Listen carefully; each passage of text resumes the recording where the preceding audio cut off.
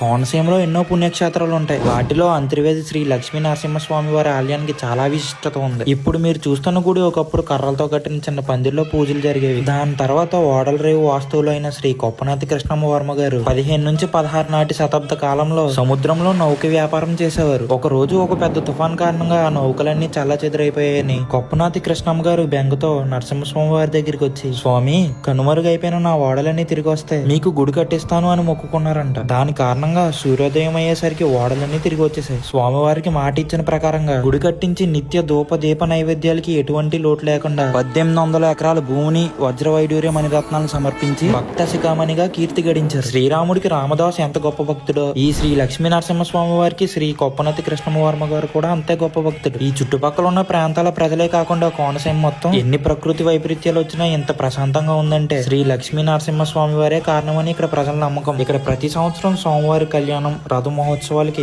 లక్షలాది మంది భక్తులు తరలి వస్తారు. మొదటిసారి నేను ఆ స్వామివారి విగ్రహాన్ని చూసి దండం పెట్టుకుంటున్నప్పుడు 2 కళ్ళు సరిపోలేదండి. నిజం చెప్పాలంటే నాకు ఈ కథ తెలుసుకుని రాస్తున్నప్పుడు లిటరల్లీ గూస్ బంప్స్ వచ్చాయండి. శ్రీ లక్ష్మీ నరసింహస్వామియే నమః.